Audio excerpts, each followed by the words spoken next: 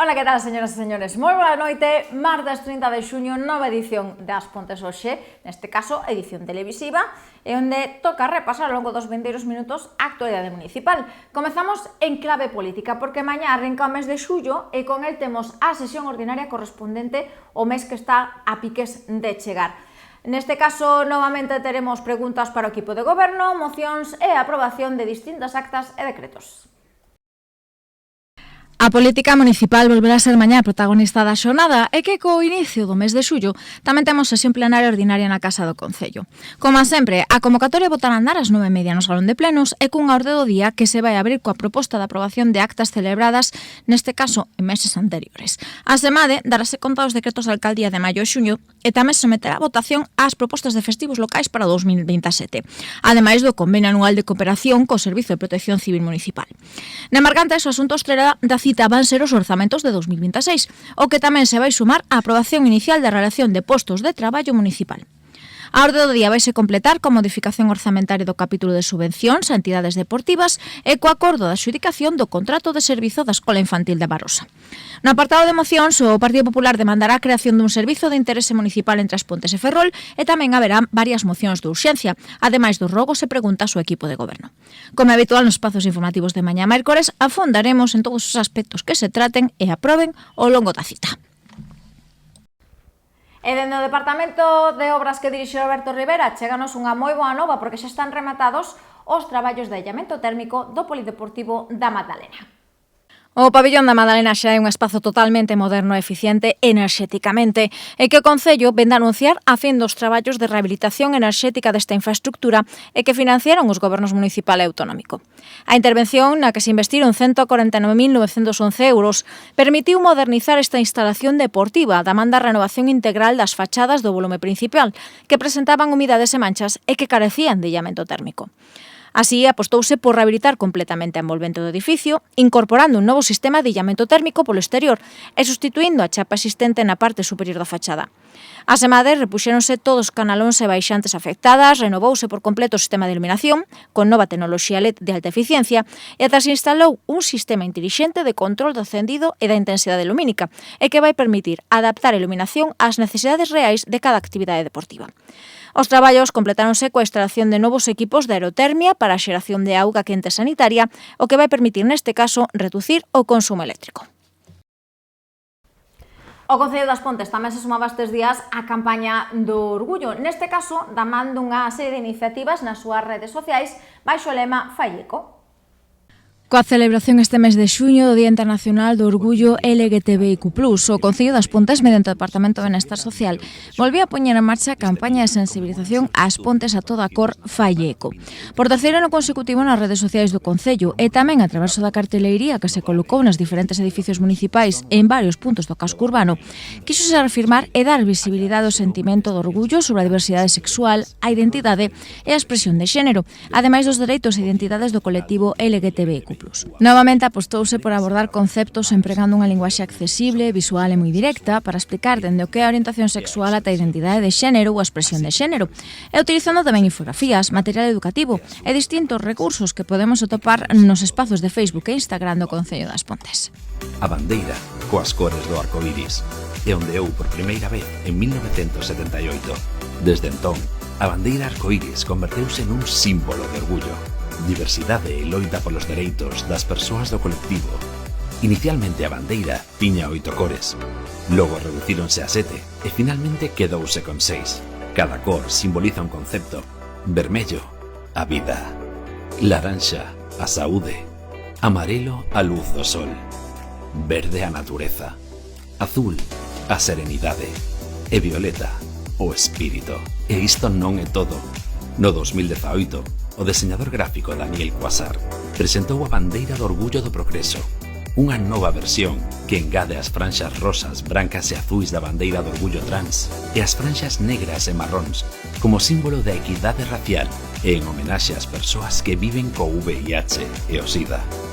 As Pontes, a toda cor. Faille eco. E imos con todo un clásico destas datas, porque a Asociación de Estudos Históricos UME vai presentar este mesmo venres unha nova edición da súa revista de estudos históricos. Como xa é habitual, todas aquelas persoas que asistan a esta convocatoria van poder levar gratuitamente un exemplar desta nova publicación. Un ano máis, a Asociación de Estudos Históricos UME vai dar a coñecer o seu importante traballo en prol do patrimonio local e vai ser coa presentación do número 18 da revista que leva o seu nome. Vai ser este mesmo venres na Casa do Peso en un acto que arrancará ás 8. Como é xa do máis habitual, a primeira parte da convocatoria dará comezo cos autores e autoras dos distintos artigos que integran a publicación e que abordarán o contido dos seus traballos.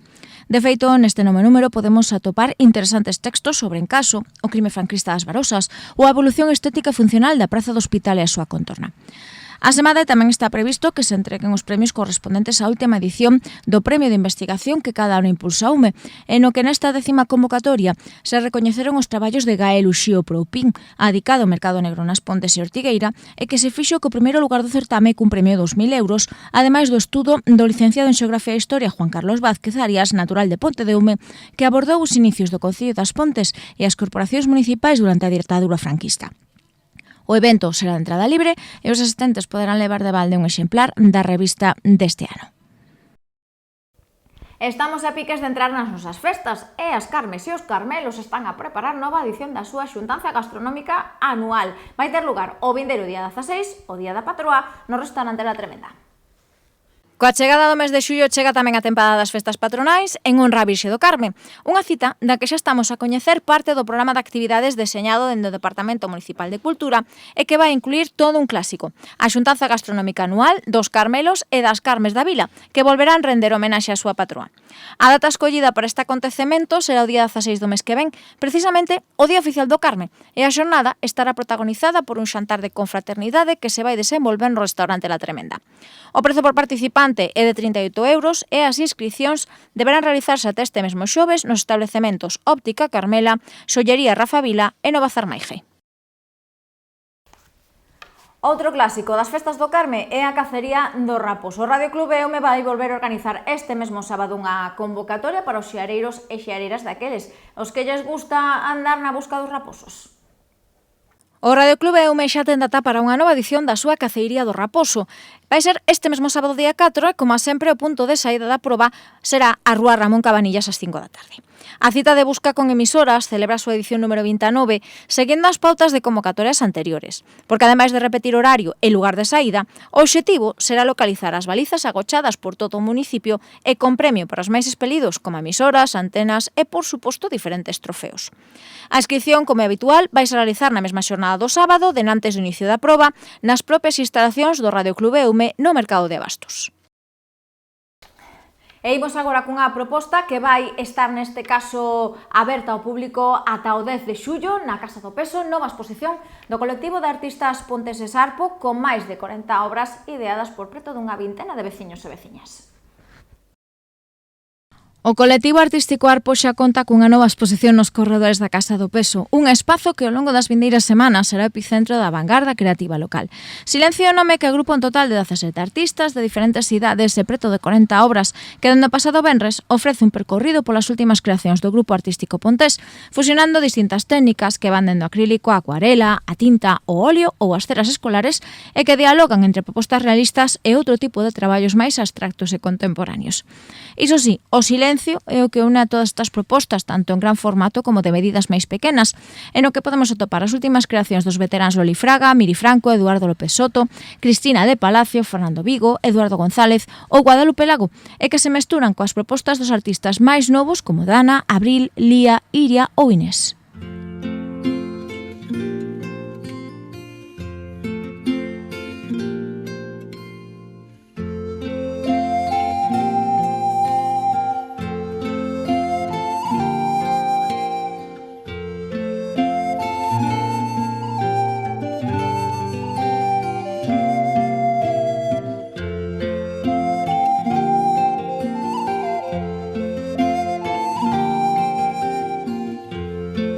Malia que o silencio é fío conductor, cada un destes artistas achégase a él dun xeito diferente, mediante a inmensidade do cosmos, con personaxes imaginarias, figuras reais, a traverso da natureza ou mediante mundos abstractos.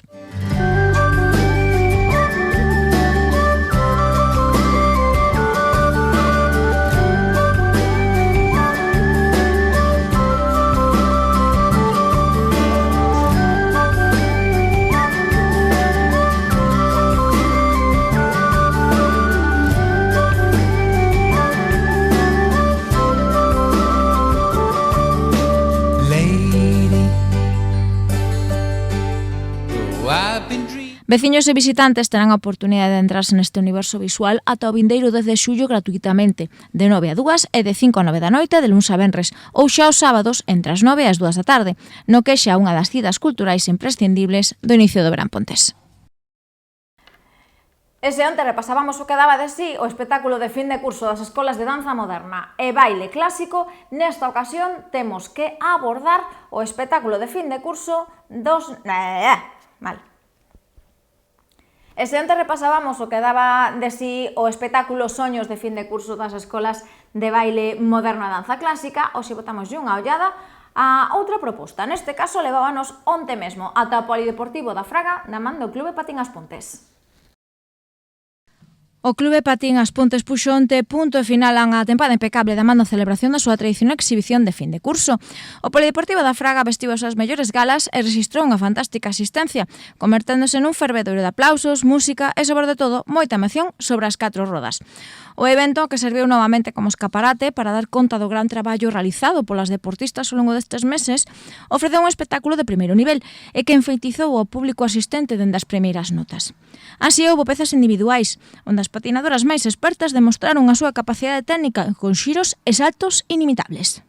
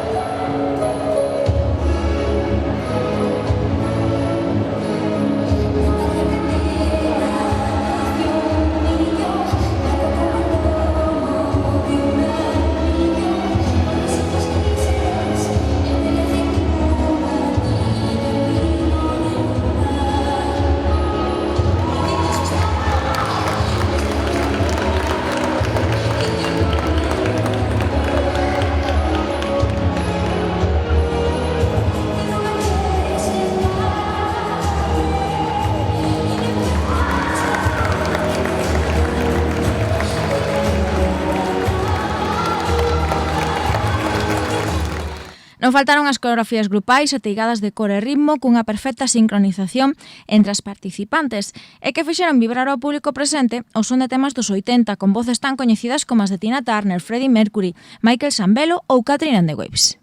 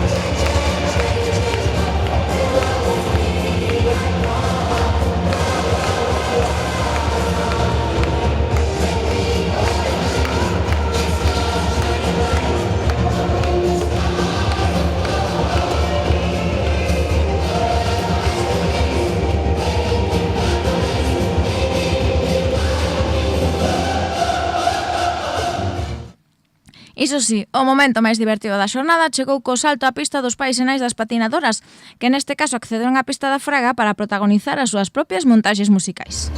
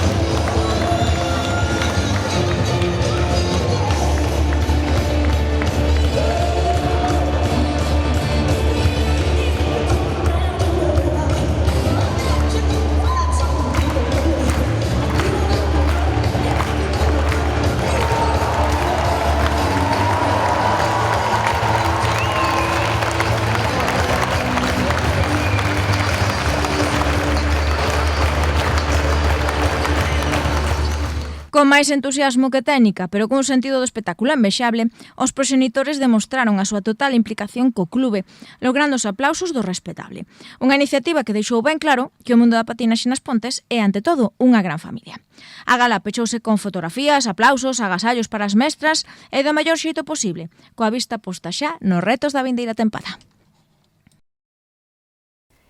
En a crónica deportiva arrancamos con nome propio co do atleta local Esteban Díaz, que ven de sumar un novo título á súa carreira. De feito, a pasada semana en Madrid lograba facerse co campeonato nacional en Máster 45 na distancia de 3.000 metros obstáculos. O atleta pontés Esteban Díaz sumou a pasada semana un novo título ao seu palmarés. O corredor do atletismo narón lograba subirse o máis alto do podio no Campeonato de España na proba dos 3.000 metros obstáculos en categoría Máster 45. Díaz parou o crono en 10 minutos, 9 segundos, 69 centésimas, sacándolle máis de medio minuto ao segundo clasificado, Juan Alberto Carrascal, do atletismo Santurchi. O podio completou no César Rodríguez, do atletismo Pitius, que marcou un tempo de 10 minutos, 40 segundos, 6 centésimas. Esta fin de semana, As Pontes acollía unha das probas puntuables para o circuito autonómico de mototurismo. A cita organizada polo clube Martín Vázquez Racing logrou congregar a preto dunha vintena de motoristas, tanto federados como non federados, que tiveron como punto de partido a Concello das Pontes e que puideron desfrutar dunha serie de roitas e percorridos por toda a provincia da Coruña. A nosa vila volvía a acoller por cuarto ano consecutivo unha das probas incluídas no calendario da Copa Autonómica de Mototurismo. E que o pasado sábado o clube MVR Racing volvía a exercer de organizador e anfitrión dunha cita, a segunda no calendario autonómico, que lograba congregar a unha vintena de pilotos federados e tamén non profesionais de toda Galicia, que na mesma xornada da convocatoria eran recibidos pola organización e tamén polo edil de Deportes Elena López.